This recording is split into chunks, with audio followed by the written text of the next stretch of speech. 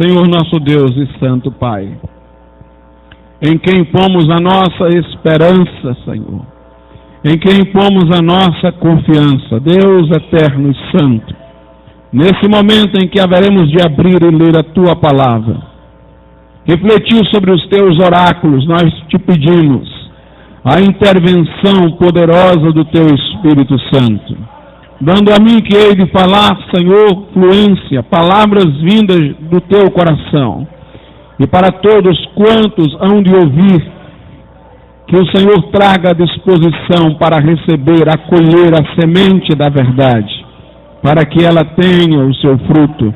Que Jesus aqui seja glorificado e exaltado. É a nossa petição, em nome de Jesus Cristo. Amém. Vamos abrir as nossas Bíblias nessa oportunidade. Em João, Evangelho de João, capítulo de número 6.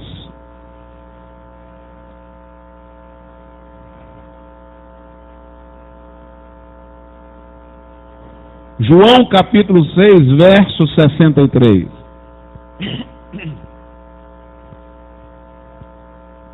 Diz assim a palavra do Senhor: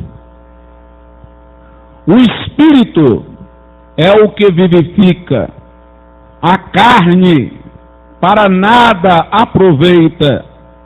As palavras que eu vos digo são Espírito e vida. Podeis assentar. Essa afirmação de Jesus, que aparece no final do versículo 63, onde ele diz: as palavras que eu vos digo são Espírito e vida, significa que as palavras de Deus destinam-se à experiência. Aquilo que se contém na Escritura não é apenas para ser ouvido com os ouvidos, lembrado pela memória, mas é algo para se realizar na nossa existência, para se tornar experiência.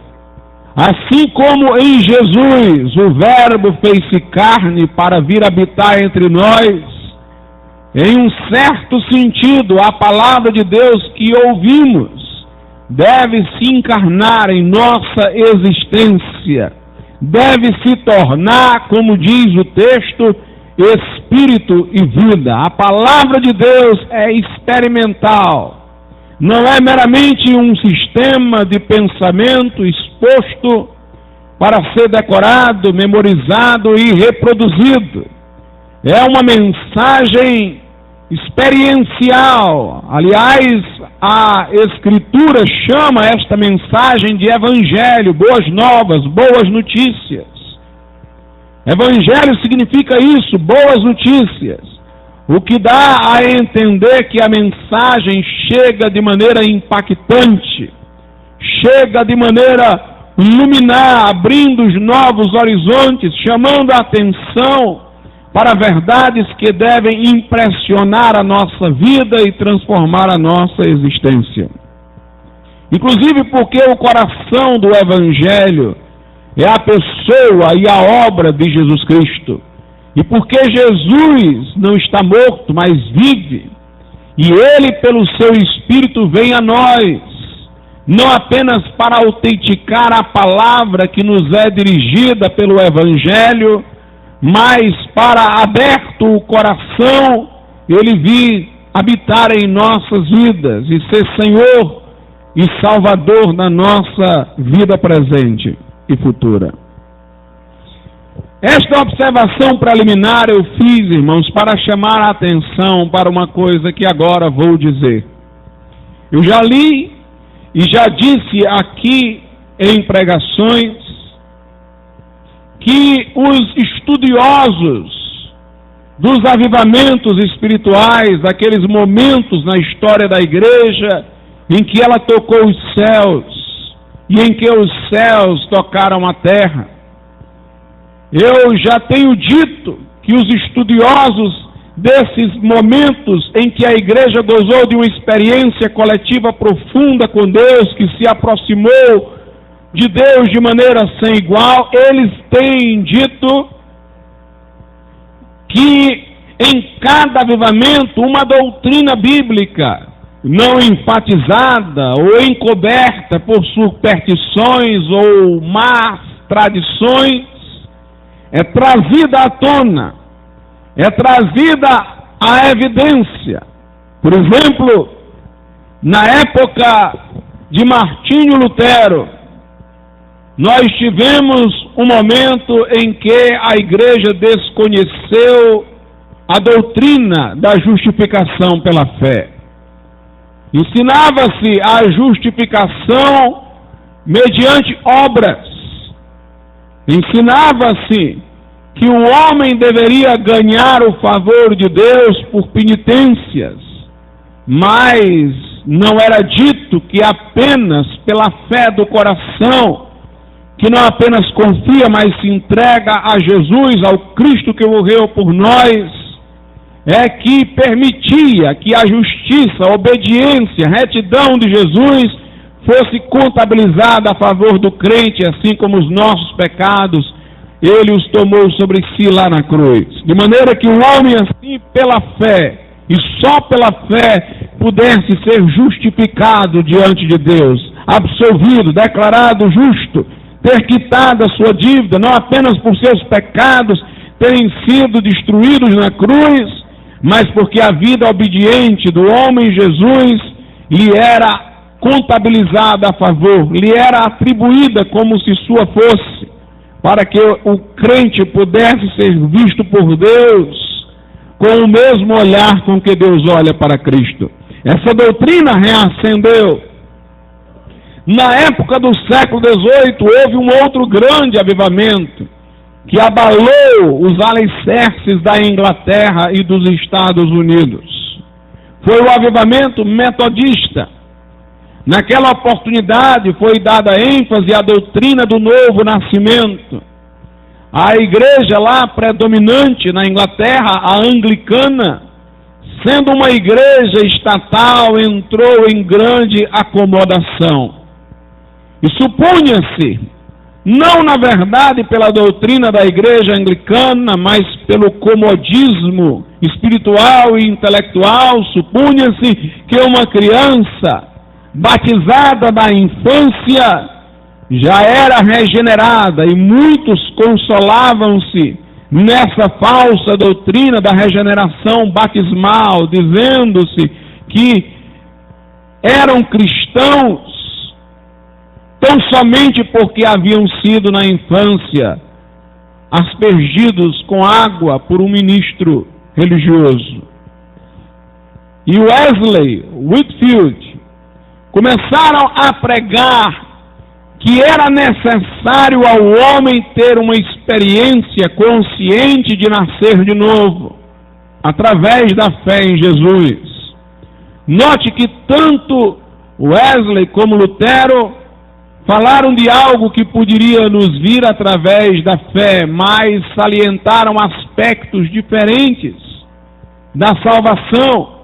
Lutero enfatizou a justiça que nos era imputada. Claro que João Wesley falou sobre essa justiça imputada. Ele também reacendeu a doutrina bíblica da justificação pela fé. Mas o que era novidade era a ênfase no novo nascimento. E a doutrina do novo nascimento, que não fora tão bem desenvolvida pela teologia luterana, encontrou o melhor desenvolvimento na teologia wesleyana do século XVIII. No século XX, nós tivemos uma outra situação. Foi atinente à doutrina do Espírito Santo. Negligenciava-se a figura do Espírito Santo. Era clara a doutrina concernente ao Pai e ao Filho, mas o movimento pentecostal trouxe a importância do Espírito Santo e neste momento histórico melhor desenvolveu-se a doutrina concernente ao Espírito Santo. Portanto, em cada avivamento espiritual, uma verdade esquecida, não enfatizada, às vezes até escondida por tradições, superstições, falsos ensinos, vem à tona. Mas eu quero dizer uma outra coisa também nessa noite. É que em todo o avivamento, uma experiência cristã é também redescoberta. Não é apenas uma doutrina que ganha maior elaboração, maior evidência, maior sistematicidade, mas também uma experiência cristã que estava de igual modo esquecida, vem à evidência. Por exemplo, no século XVI, época de Martinho Lutero, que tipo de experiência foi descoberta através do movimento da Reforma, com maior notoriedade? Que experiência foi redescoberta por Lutero? A experiência de ter paz com Deus. Uma das perguntas que inquietava Lutero quando monge, e mesmo antes de entrar no monastério, era esta: como eu, que sou pecador, posso ser aceito perante um Deus que é santo, que é absolutamente justo?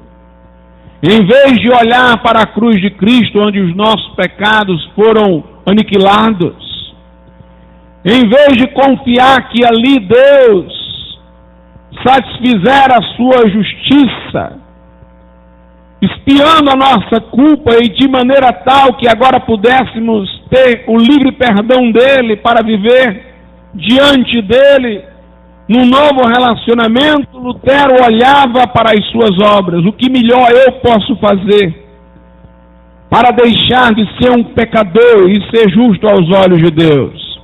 É claro que aquele que confia em Jesus por Salvador é perdoado livremente, aceito por Deus, é tomado de uma gratidão que o conduz a procurar a partir daí obedecer a Deus. Mas ele o fará por amor a Deus. Se disser que é por temor, é o temor que decorre do amor, é o temor que temos de desagradar alguém que sabemos nos amar.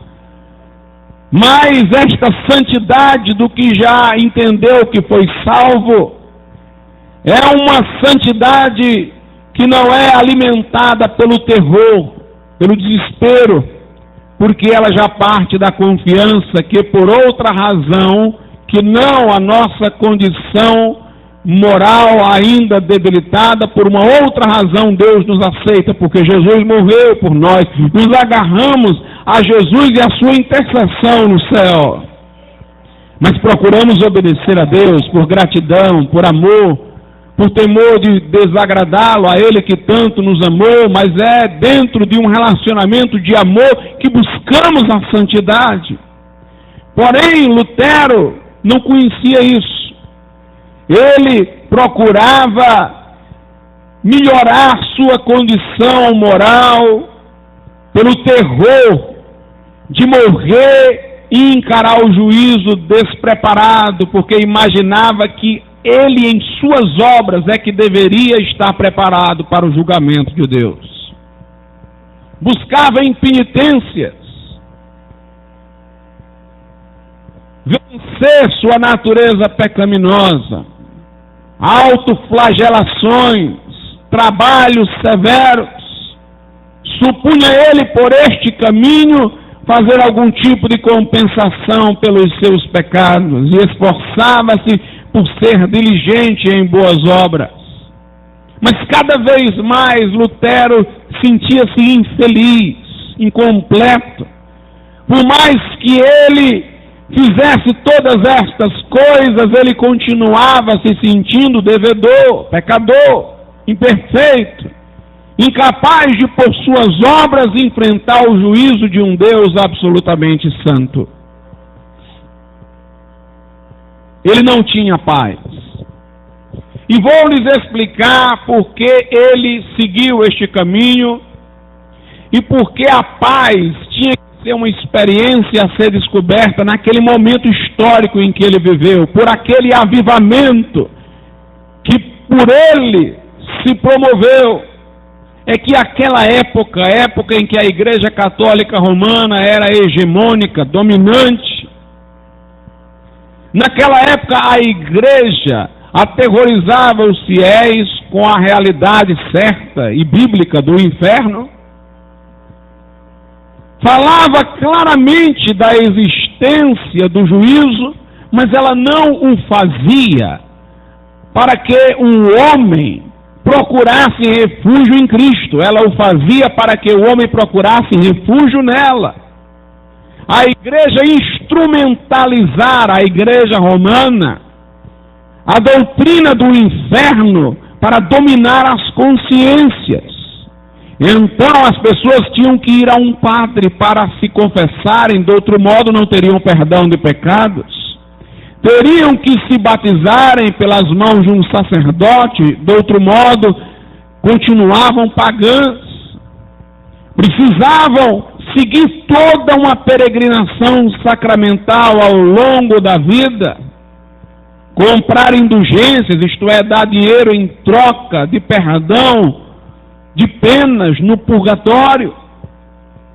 Então a igreja enfatizava muito o inferno, porque quanto mais ela enfatizava o inferno, mais ela fazia as pessoas que não conheciam o evangelho buscarem refúgio nela própria, a igreja enquanto instituição, e ela aumentava o vínculo das pessoas em relação a ela, aumentava sua dominação, seu controle.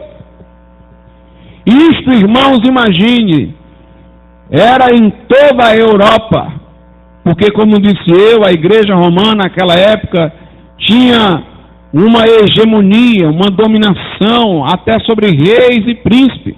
Sabe qual era a maneira de ela vencer príncipes e reis que se rebelavam contra a dominação papal? Era o interdito.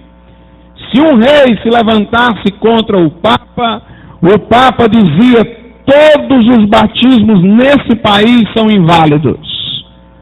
Todas as absolvições dos sacerdotes neste país são absolvições inválidas. O povo temeroso do inferno ficava amedrontado com aquilo. Quer dizer que o meu batismo aqui não valeu, quer dizer que o que eu confessei ao padre não valeu, e elas se rebelavam, as pessoas, contra o rei daquele lugar. E então o rei, vendo que o seu país iria entrar numa revolução, corria até o Papa, pedia perdão, e o Papa cancelava o interdito e diz: pronto, agora está tudo valendo de novo. Ela tinha uma dominação muito grande. Naquele cenário, irmãos, as pessoas viviam sob o terror. Elas viviam desesperadas, amedrontadas. A experiência espiritual que aquele momento precisava e que desconhecia era a experiência de ter paz com Deus por meio de nosso Senhor Jesus Cristo. E quando Martinho Lutero descobre o Evangelho, que o homem é justificado diante de Deus pela obra consumada de Jesus, é aceito por Deus mediante a intercessão que Jesus faz por ele no céu. Quando Lutero confiou em Cristo e teve o que ele chamou de experiência da torre, porque foi na sua torre monástica em que ele teve essa experiência, e ele disse: eu senti-me renascer, senti entrar pelas portas do paraíso. Naquele momento ele recebeu o perdão de Deus, foi justificado, teve a aprovação divina, ele passou a ter paz com Deus. Ele disse: até este momento, quando alguém falava em justiça de Deus, eu imaginava o flagelo de Deus, o castigo de Deus, e eu tinha ódio a essa expressão. Mas agora que eu entendi que na Bíblia se salienta a justiça de Deus no sentido de que Jesus pagou os meus pecados, de que Deus naquela cruz já deu a retribuição que os meus pecados precisavam, então ele disse: a partir daí a expressão justiça de Deus passou a ser lembrada por mim com amor. Eu entendi que a justiça de Deus não é aquela pela qual ele me condena se eu sou crente. mas é a justiça com a qual ele me justifica pelo que Jesus Cristo fez na cruz por mim. E ali ele encontrou paz. Em Romanos 5:1 a Bíblia diz: justificados, pois, pela fé, temos agora paz com Deus, por meio de nosso Senhor Jesus Cristo. Ele descobriu isso. Quando somos justificados pela fé, temos paz com Deus. Agora, irmãos, imaginemos um homem numa geração desesperada encontrando essa paz com Deus. Será que ele podia ficar calado? De maneira nenhuma. Ele começou a contar as boas novas para os outros. Ele começou a dizer aos outros que eles podiam encontrar paz por meio da fé em Jesus Cristo. Mas esta mensagem quebraria o controle e o domínio da igreja sobre as pessoas. Se as pessoas encontrassem paz com Deus por Jesus Cristo diretamente, sem precisar da igreja, a igreja perderia sua hegemonia, não poderia mais ameaçar um país com interditos, os reis não temeriam mais o Papa, então a perseguição começou. Mas aquele homem não podia retroceder, porque ele sabia que a sua paz era verdadeira. E meus irmãos, muitas pessoas se converteram, encontraram paz com Deus. Foi aquele momento da descoberta, da experiência da paz. Como Jesus disse, minhas palavras são espírito e vida. Lutero experimentou a palavra, experienciou a palavra, e ela teve para ele gosto de paz. Porque as palavras de Jesus são espírito e são vida. Eu quero mostrar que cada cenário histórico em que aconteceu um avivamento tornou necessária uma experiência libertadora. E eu estou dizendo qual era a experiência libertadora que o cenário histórico em que Lutero viveu requeria. Era a experiência da paz com Deus por nosso Senhor Jesus Cristo. No século XVIII, nós tivemos o avivamento metodista com o destaque da pessoa de John Wesley. Naquela época de que as pessoas precisavam, qual era a experiência de que se necessitava naquele momento? Era a experiência de certeza de salvação. O homem está seguro de que é salvo. Quando o pai de John Wesley estava partindo, ele chamou os seus filhos, John e Charles Wesley, e ele lhes disse: o testemunho interior. Busquem o testemunho interior do Espírito Santo. O que acontecia naquele tempo na Inglaterra? Estava havendo lá uma onda de ceticismo. O século XVIII é o século do iluminismo, ou ilustração, como alguns chamam. Filósofos racionalistas estavam não apenas pondo em dúvida a autoridade da Bíblia, da Escritura e tal, mas pondo em desconfiança até a capacidade do homem de conhecer coisas. E isso com maior destaque na Inglaterra, porque havia um escocês, um filósofo chamado David Hume. E este filósofo, ele disse o seguinte: eu não consigo nem provar as relações de causa e efeito. A única coisa que eu posso dizer é que quando eu bato num copo ele cai, mas eu não sei dizer se ele caiu porque eu toquei nele. Uma coisa que para nós é evidente é que o copo que cai porque eu bati nele teve como causa o bater e o efeito cair.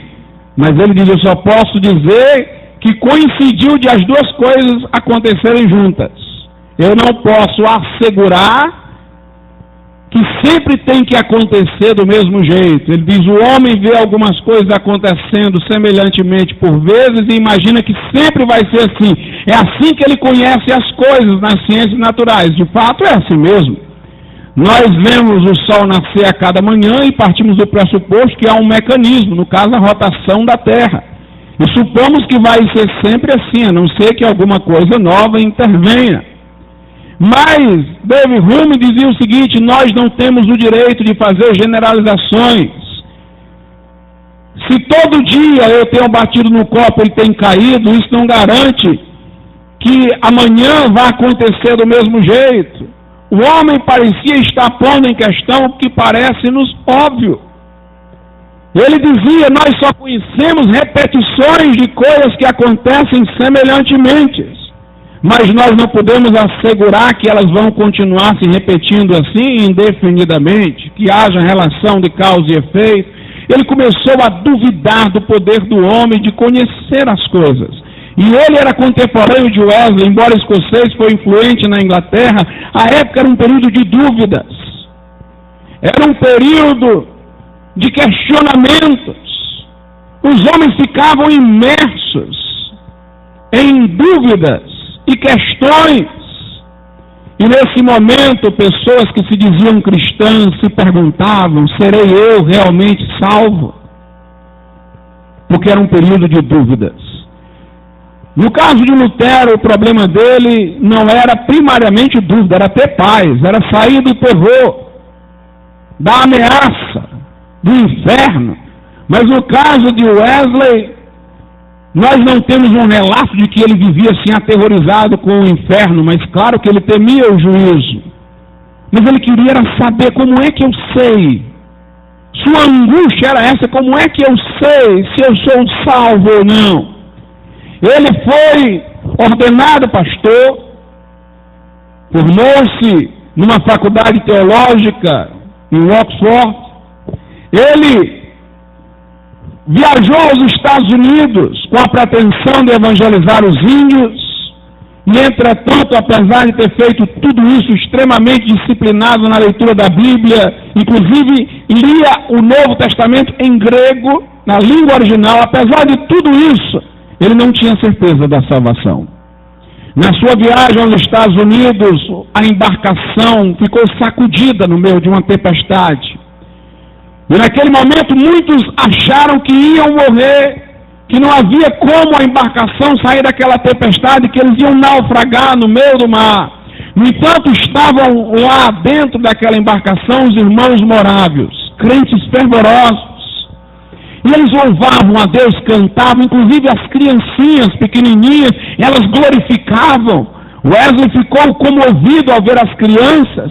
E enquanto a embarcação estava sacudida, Wesley se perguntava: será que eu sou salvo ou não? Estou preparado para morrer e ir para o céu ou não? Ele via aquelas pessoas cantando. E ele disse: vocês não têm medo de morrer? Eles disseram: não. Mas as crianças e as mulheres, eles disseram: elas têm certeza também de que vão para o céu se morrerem.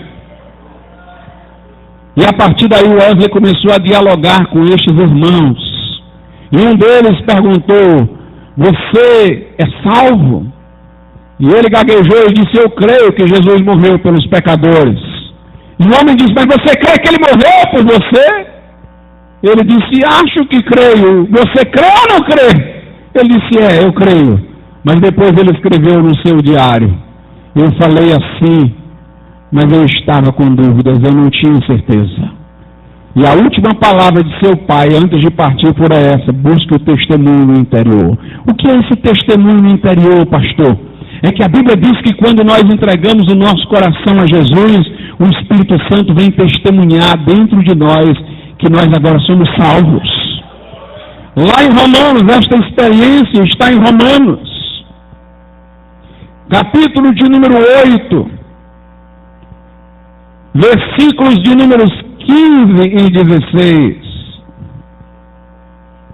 Porque não recebestes o espírito de escravidão, outra vez estardes em temor, mas recebestes o espírito de adoção de filhos, pelo qual clamamos: Abba, Pai. O próprio Espírito, o Espírito Santo, testifica com o nosso espírito que somos filhos de Deus. Lá na primeira epístola de João, também, no capítulo de número 5, fala-se sobre isso. 1 João, capítulo de número 5, versículo de números 9 e 10. Versículos de números 9 e 10. Se recebemos o testemunho dos homens, o testemunho de Deus é maior, porque o testemunho de Deus é este, que de seu Filho testificou. Quem crê no Filho de Deus, em si mesmo tem o testemunho. Quem crê tem dentro de si o testemunho. O Espírito Santo testifica com o nosso espírito que somos filhos de Deus. E então Wesley começou a buscar esse testemunho. E João Wesley esteve num culto dos morávios, em que foi lido um comentário de Lutero. E ele diz que enquanto o comentário era lido, a fé irrompeu no seu coração. E ele disse: confiei em Cristo e somente em Cristo para a minha salvação. Senti que os meus pecados haviam sido levados. E ali ele teve convicção da sua salvação no dia 23 de maio. Por isso que nós vamos comemorar aqui as conferências desse avivamento já no finalzinho de maio. Mas antes do dia 23 de maio, no começo de maio, foi o irmão do João Wesley que teve a experiência. Era também pastor e não tinha certeza de salvação. Ficou doente, foi acamado, e enquanto estava acamado, sob a leitura também de um comentário de Lutero aos Gálatas, a fé rompeu no seu coração e ele disse: eu tive aquela fé, onde Paulo diz que creio em Jesus que me amou e se entregou por mim, e veio o testemunho também ao coração de Charles Wesley. E estes dois irmãos, no meio da geração da dúvida, com certeza de salvação, começaram a pregar veementemente. Começaram a negar o púlpito a eles. Sabe por quê, irmãos?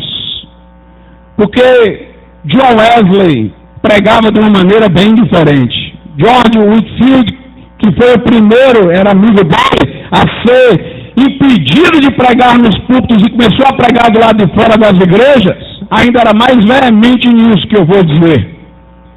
Eles não pregavam usando linguagem genérica. O homem pecou, o homem precisa se arrepender. Eles falavam no púlpito olhando para as pessoas e diziam: você é um pecador, você tem que se arrepender. E as pessoas olhavam para o lado, se sentiam incomodadas. Ele dizia: você já tem certeza de salvação? E olhava no olho de alguém e apontava o dedo. E as pessoas ficavam desconfortáveis com aquele confronto. Lá no fundo elas sabiam que não tinham certeza de salvação. E então os bispos disseram: vocês não pregam mais nos púlpitos. Mas eles encontraram nos penhascos, nas praças, no meio das ruas, o seu púlpito próprio, e começaram a pregar em mãos inflamados, porque tinham convicção. Como disse João Wesley: ou ponha fogo no seu sermão, ou joga o seu sermão no fogo. E eles começaram a pregar com fervor. Enquanto eles pregavam sobre o pecado, a condenação e o juízo, pessoas gritavam no meio da multidão, com medo do inferno, mas depois eles falavam do amor de Jesus, e as pessoas se agarravam a Jesus confiantes, e lhes vinha a convicção de salvação, o testemunho interior, e elas começavam a glorificar a Deus, porque haviam encontrado resposta para o anseio de suas almas. George Whitefield dizem que quando ele pregava só a primeira parte, a parte do juízo, no geral. Depois ele tinha que pregar em particular, porque quando ele falava no juízo de Deus, começava, irmãos, a gritaria, os choros, o pranto, porque as pessoas começavam a sentir os seus pecados. Aliás, tem uma história em que ele estava representando o estado dos pecadores, pelo que a Bíblia ilustra, e disse: é como um cego guiando outro cego, e ambos vão cair no barranco. Aí muita gente começou a gritar: não me segurem! Porque Deus dava a ele a capacidade de impressionar os corações com a verdade. E quando as pessoas começavam a gritar, ele não tinha mais condição de pregar. A segunda parte da pregação era pessoal. Ele deixava o lugar onde estava pregando e começava a passear no meio da multidão, gritando e falando: olha, mas Jesus é a resposta. Jesus morreu na cruz por você. E quando ele começava a andar, por onde ele ia passando, pessoas começavam a gritar de alegria, encontrando Jesus, tentando salvação. O grupo aqui estava gritando de alegria, o grupo aqui gritando desesperado. E por onde ele passava, ia dizendo o evangelho, ia mudando os gritos, de gritos de angústia, de gritos de alegria, e Jesus alcançava os corações. Aleluia! No meio da geração da dúvida surgiu um povo com certeza. Sei que sou salvo, eu sei quem tenho crido, como disse o apóstolo Paulo, e sei que Ele é poderoso para guardar o meu depósito até aquele dia. Quem me separará do amor de Deus? Estou certo que nem a vida, nem a morte, nem o presente, nem o porvir, nem qualquer outra criatura, diz Paulo aos Romanos 8, nem a altura, nem a largura, nem a profundidade, me separará do amor de Deus que está em Cristo Jesus. Aleluia! Convicção e certeza. No início do século XX o problema foi outro. A mentalidade científica tinha dominado o mundo. A ideia de que milagres poderiam acontecer parecia absurda ao mundo do início do século XX, imbuído de um cientificismo enorme. As igrejas, não tendo realmente milagres para relatar, fizeram acomodações doutrinárias para não serem ridicularizadas pelo mundo. E começaram a dizer: bem, os milagres foram só para a época dos apóstolos. Eles tiveram um poder especial para fundar a igreja. Mas agora é a época da normalidade. Como se Deus resolvesse ter se aquietado. O problema desse ensino é que o diabo não se aquietou.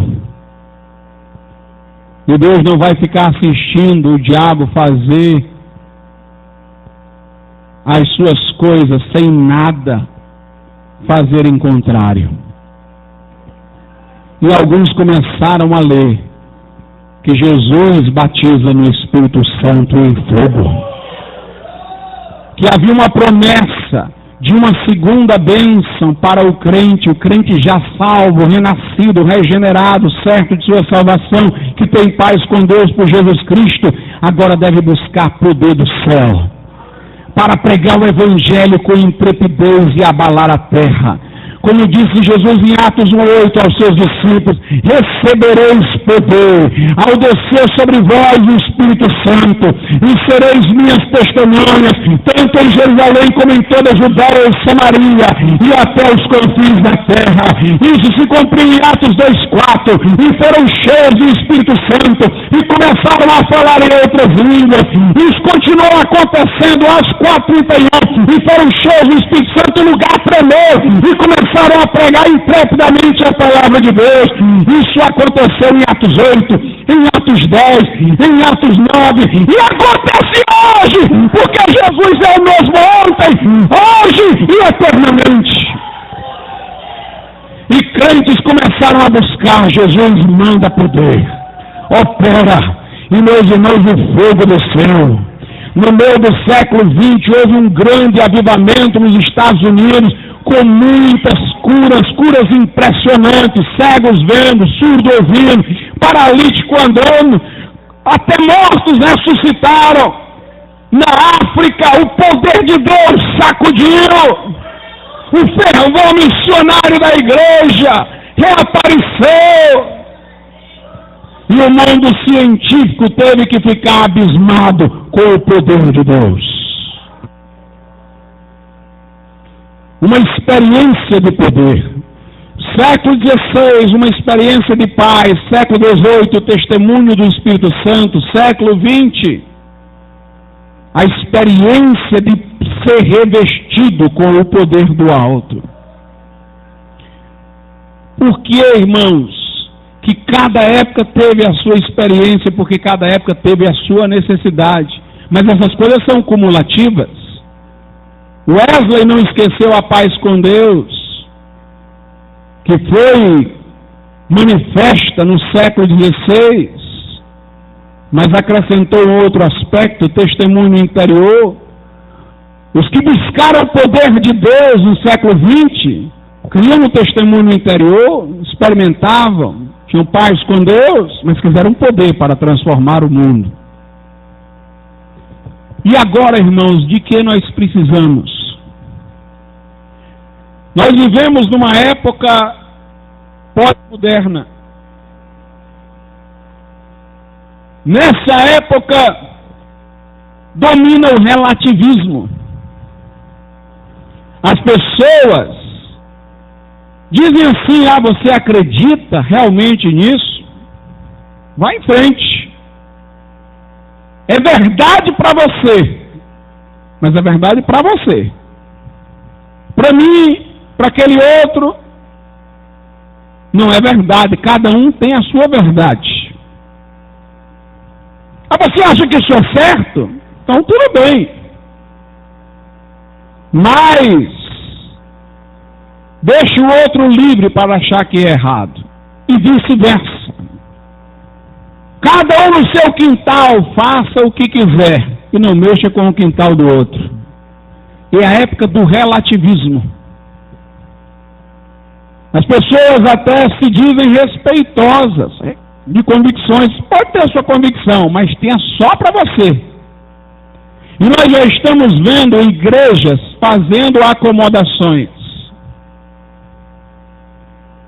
Recentemente eu soube da notícia pelo Júlio Severo que uma faculdade que se diz evangélica da parte sul do país chamou para dar uma aula num curso de pós-graduação sobre sexualidade um líder do movimento homossexual.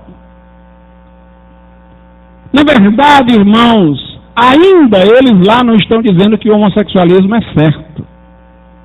Mas é uma forma de dizer o seguinte: bem, nós aceitamos outras opiniões, nós temos a nossa e respeitamos a opinião aí de quem acha que o homossexualismo é certo. Já é uma tentativa de acomodação. John Stott foi um grande pregador, ele teve o seu brilho, mas no final da sua carreira, antes de partir, ele disse que acreditava no inferno, mas não no inferno eterno. Porque começa o mundo de hoje, no seu relativismo, a fazer as pessoas se perguntarem: será que só há salvação mesmo através de Jesus?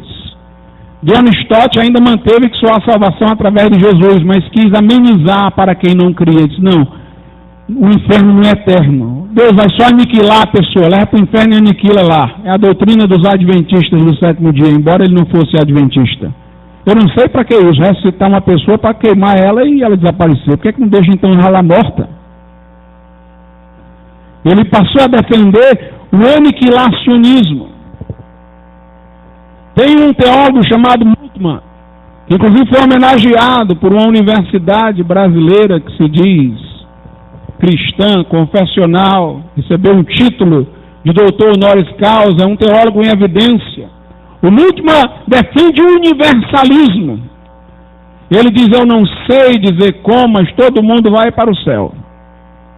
Ele ainda faz uma concessão, mas para entrar no céu tem que se converter. Eu não sei em que momento todo mundo se converte. Quem morreu aqui incrédulo em algum lugar, aí depois da vida vai se converter, mas todo mundo vai se converter no final. Tem um teólogo católico, Karl Rahner, que tem influenciado até algumas pessoas que se dizem evangélicas, que defende a teoria dos cristãos anônimos.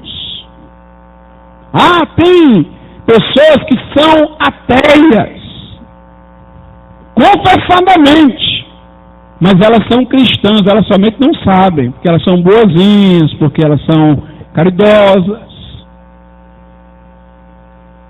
Elas são cristãs, irmãos, elas só não sabem disso.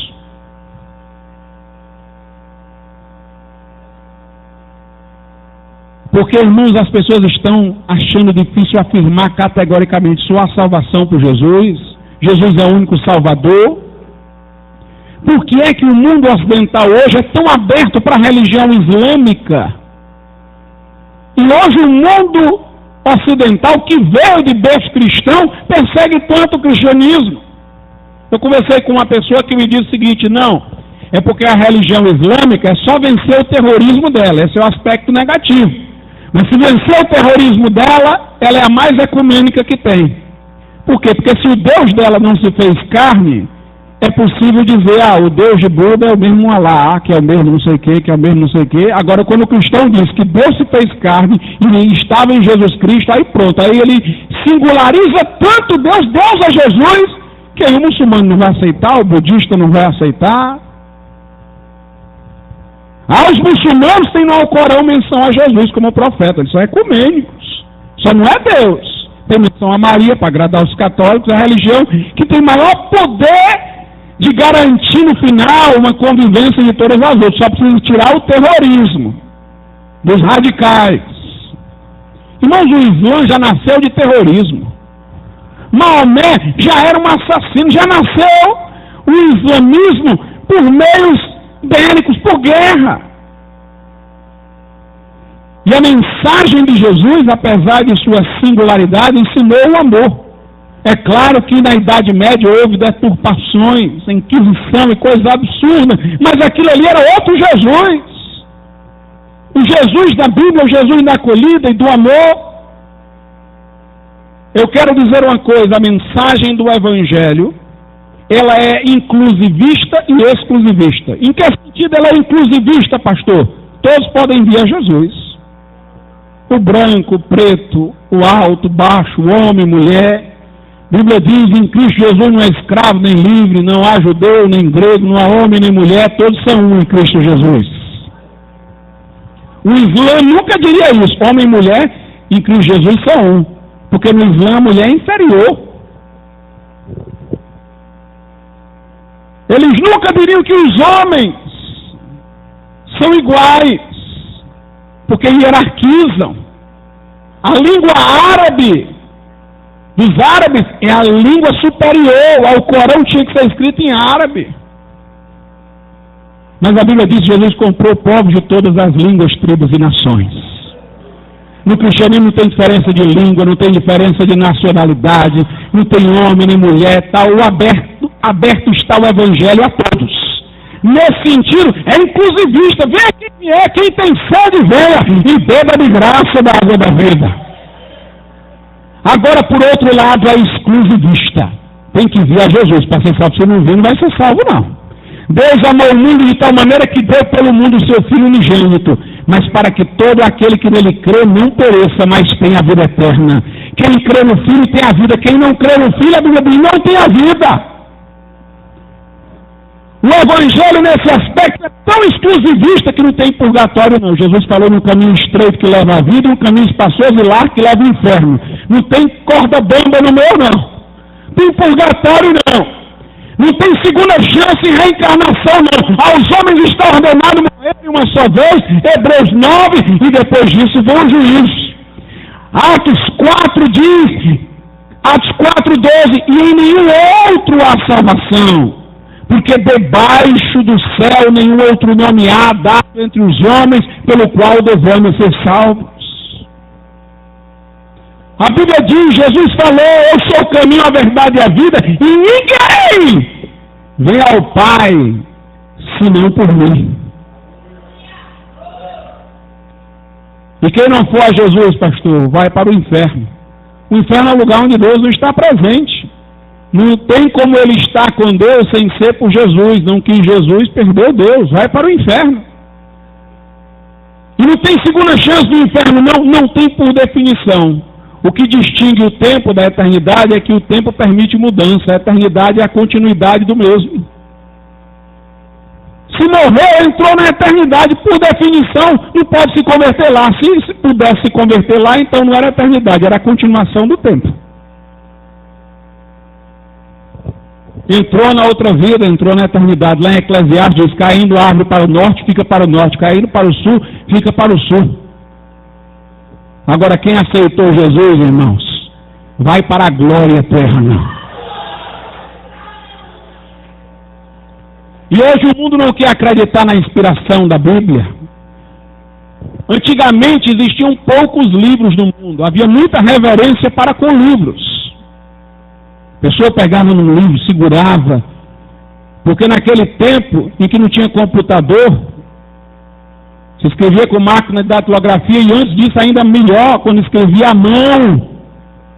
Só resolvia escrever quem tinha alguma coisa boa para dizer. Quem queria escrever besteira não ia ter disciplina para escrever muita coisa, não. Então, quando alguém escrevia, dizia alguma coisa de valor. Podia até estar errada, mas tinha argumentação, tinha cultura. E as pessoas valorizavam o livro e, consequentemente, de certa maneira, tinha uma tendência a valorizar a Bíblia, um livro tão antigo, escrito por diversas pessoas em diversos períodos, mantendo voz uníssona na mesma mensagem. Havia uma reverência, pelo menos uma disposição de levar a sério a Bíblia. Mas hoje em dia, irmãos, com tanta gente escrevendo, a facilidade é grande.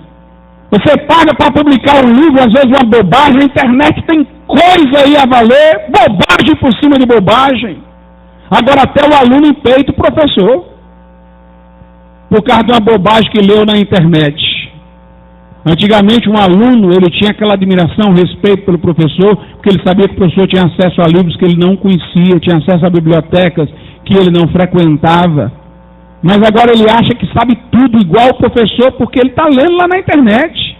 Que ele pode empeitar o médico, porque antes de ir se consultar com o médico, ele leu lá e ele agora sabe em pé de igualdade. Ele acha assim, todo mundo se sente arrogante, sabedor de tudo. Não percebe quanta bobagem está lendo por aí. Quanta bobagem está lendo. No meio dessa vulgarização dos livros, o povo diz, a Bíblia é mais um livro aí no meio do caminho. Por que esse livro aqui é a palavra de Deus?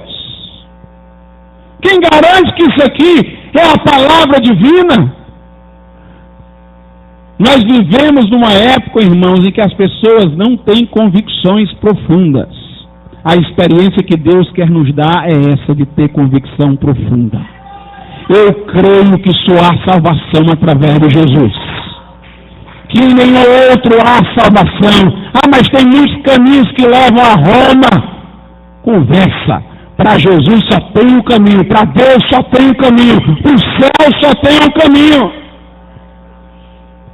Ah, este livro, se você gosta, leia. Mas deixa eu confiar lá no outro livro. Não, esse livro aqui é a palavra de Deus. Não é qualquer livro, não. Tem autoridade sobre todos os livros. Meus irmãos, nós estamos precisando de gente convicta nessa hora. Gente convicta. Gente que não se intimide, que não se envergonhe, que não queira simplesmente dizer, eu quero só dar minha opinião aqui. Ah, você pensa assim, mas deixa eu dizer só como é para mim. Não, como é para mim não, como é a verdade. Só a minha opinião não, ela assim diz o Senhor.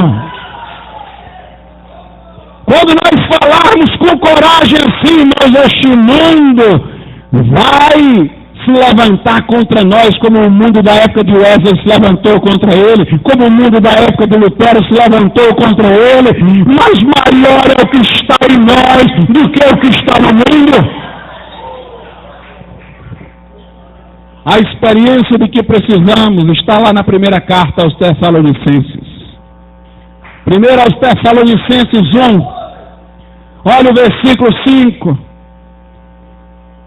Porque o nosso evangelho não foi a vós somente em palavras, mas também em poder e no Espírito Santo e em muita certeza. Como bem sabeis quais fomos entre vós por amor de vós. Paulo diz, eu cheguei aí pregando com certeza. Foi com conversa não. Foi com poder e com certeza, muita certeza, com convicção. E aí, meus irmãos, o resultado foi um povo convicto nascer daquela mensagem. Olha o versículo 6. E vós fostes feitos nossos imitadores. Ou seja, os crentes de Tessalônica não somente creram, mas ficaram convictos igual a Paulo. E vós fostes feitos nossos imitadores e do Senhor, recebendo a palavra em muita tribulação, mas com gozo no Espírito Santo. O povo tinha tanta convicção, recebeu a palavra, perseguição, veio, mas o povo se alegrava no Espírito Santo, porque sabia que era a verdade. Paulo diz, nós nada podemos contra a verdade, senão a favor dela. Paulo diz, nossa palavra não é sim, não. Em nós houve o sim, porque em tantas quantas sejam as promessas de Deus, tem Cristo sim, por ele o amém. Negócio de crer e falar é sim, não, é mais ou menos, eu acho, eu penso, não. É o que a Bíblia diz e pronto. E esta convicção de Tessalônica, irmãos, abalou as circunvizinhanças. Olha aí o versículo 7. De maneira que fostes exemplo para todos os fiéis na Macedônia e Acaia, porque por vós soou a palavra do Senhor, não somente na Macedônia e Acaia, mas também em todos os lugares a vossa fé para com Deus se espalhou, de tal maneira que já dela não temos necessidade de falar coisa alguma. Aqui no capítulo 2, verso 13, é o que é que Paulo diz: por isso também damos sem cessar graças a Deus, pois havendo recebido de nós a palavra da pregação de Deus, a recebestes não como palavra de homens, mas segundo é na verdade, como palavra de Deus, a qual também opera em vós os que crestes. Vamos, irmãos, nos levantar contra o relativismo do nosso tempo, e vamos dizer que a verdade de Deus é para todos. Alguns vão nos chamar de intolerantes, quando na verdade eles é que nos tratarão com intolerância, porque nós não temos a pretensão de bater em ninguém, de oprimir ninguém. Nós queremos amar, nós defendemos a não resistência, bater a nossa face direita e oferecemos a esquerda. Os que falam intolerância não percebem como eles são intolerantes contra nós que temos convicções profundas. Eles é que são intolerantes, porque somos convictos.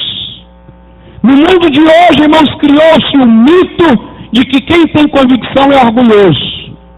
Eles confundem o estado de cognição com o estado moral. Quem foi que disse que ter convicção é ser orgulhoso e que o ignorante é humilde? Tem ignorante aí nas faculdades orgulhosíssimo. Ele se orgulha da ignorância. Ah, não existe verdade. Eu tenho a minha opinião, ninguém pode dizer o que é verdade. Ele se orgulha de dizer isso, é o moderninho. E muito crente convicto, é humilde. Tem convicção, mas é humilde. O que é que tem a ver uma coisa com a outra? Humildade e orgulho são estados morais. A humildade é um estado positivo, o orgulho é um estado negativo. Dúvida e convicção são estados cognitivos. Não tem relação nenhuma uma coisa com a outra. Tem ignorante orgulhoso e tem convicto humilde. E o crente tem que ser um convicto humilde. Humilde. O que mais cria revolta naqueles que vão debater comigo, irmãos, é porque eu mantenho a sobriedade e a mansidão, e eles se alteram. Eu expresso minhas convicções com força, no sentido de não fazer concessão alguma, mas mantenho a minha tranquilidade. Eu não quero impor a ninguém, eu não preciso acrescentar o meu desespero como se ele tivesse que aceitar que é verdade para ser verdade. Não, que eu estou dizendo é verdade. Se você não aceitar, é você que sofre as consequências. Quando um crente fica desesperado para impor a alguém alguma coisa porque ele não tem convicção, parece que ele precisa ouvir o outro dizendo: eu também acho. Então é verdade mesmo, ele concordou, então deve ser verdade mesmo. Não. O crente fala a verdade com convicção, irmãos. Ele não precisa se alterar, não. Se o outro não quiser aceitar, é ele que vai sofrer as consequências. Uma vez eu debati com uma pessoa no Facebook, um professor da universidade. E eu só falando delicadamente com ele e tal, bem direitinho, mostrando as minhas convicções. Aí chegou uma hora que ele desequilibrou e partiu para agressões pessoais contra mim, agressões violentas. Aí ele agredia e eu abrandava. Aí ele, em vez de achar que eu estava querendo a paz, ele achava que aquela minha tranquilidade Era cinismo. Dizia, essa mansidão aí, esse negócio aí, isso é um cinismo, não sei o que, eu prefiro que você me chame de um palavrão, não sei o que. Aí eu falava bem calmo, mas quanto mais eu falava calmo, mais o homem se agitava. Aí eu disse, eu vou parar de falar, porque eu estou sendo ruim para ele. Cada vez que eu falo manso, é melhor não falar nada, então. Aí entrou na conversa um desviado lá. Aí o desviado diz, eu sei, eu já frequentei a igreja, já conheci a mensagem dos crentes, eu sei porque é que o professor Glauco fica bem manso assim. É porque ele acredita que o que ele está dizendo é a verdade. E que quem não crê que vai para o inferno mesmo, ele não está preocupado em convencer ninguém. Porque ele sabe, ele acha que nós aqui, ele se inclui no meio, que nós aqui estamos ignorantes da verdade, estamos sem a luz do Espírito Santo, que a gente vai para o inferno mesmo, e ele não tem necessidade de convencer para acreditar mais no que ele diz. É por isso que ele faz isso. Aí o cidadão diz, pronto, eu disse. Eu não falei nada, mas era isso mesmo.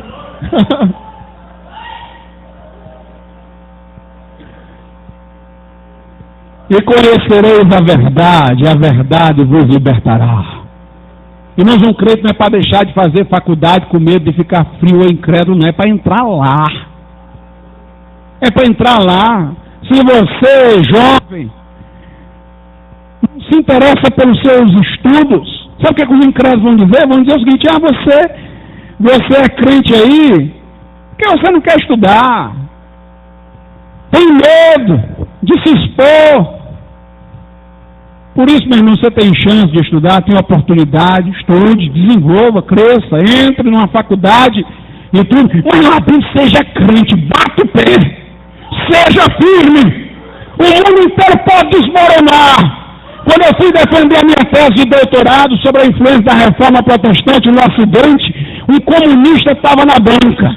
Este homem se exaltava, se levantou da cadeira, trocava de cigarro com raiva, e eu lá bem calmo. E eles me anarquizavam, falava grosseiramente contra mim, contra o que eu estava dizendo, e eu ficava lá tranquilo. Tinha um intervalo, porque eram 5 examinadores. No intervalo, eu saía aqui para poder ir lá e beber água, ele me pegava aqui, aí falava assim no meu ouvido para me desestabilizar. Religião é coisa de assassino. Religião é para matar, para me desestabilizar. Ele falava, eu ouvia calado, voltava lá para o meu canto, voltava a defender minha tese, ele enlouquecendo, perdendo as estribeiras. E a minha orientadora de doutorado disse, eu pensei que naquele dia o pastor ia desequilibrar, mas não é que mesmo com tudo aquilo ele não ficou calmo. Meus irmãos, vamos ser firmes, a verdade está conosco. A verdade está conosco. Não se intimide não, não recue não retroceda não. Toque a tua atenção. Nós precisamos de convicção. Agora, como é que você diz que tem convicção? Eu tenho convicção, pastor, de que essa é a verdade, de que se não for por esse caminho, ninguém é salvo. Você diz que tem essa convicção, mas não vai para o evangelismo? Como é que pode? Não evangeliza, não fala de Jesus para ninguém. Que convicção é essa que você tem? Eu tenho convicção de que o que a Bíblia diz aqui é a verdade. De que Deus pode mover, fazer um avivamento, como a Bíblia diz, que Deus responde a oração. E por que você não vem para o culto de oração?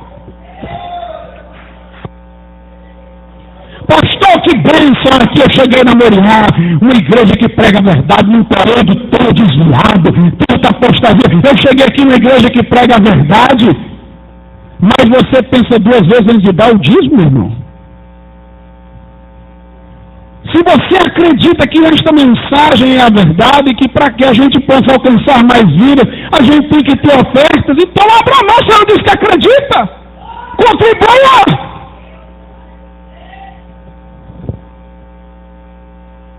Se temos convicções, vamos agir de acordo com elas, irmãos. Tem muita gente que diz que tem, mas não tem. Se tivesse, ajudava, se envolvia, fazia. Precisamos de crentes convictos. Eu creio. Eu creio na verdade de Deus. Aleluia. Vamos ser como aquele valente de Davi. No meio da batalha, ele segurou a espada com tanta força na luta, que quando terminou a batalha não conseguiram abrir os dedos dele, porque a carne ficou pregada no cabo da espada. Vamos segurar esta palavra no nosso coração com tanta força, irmãos,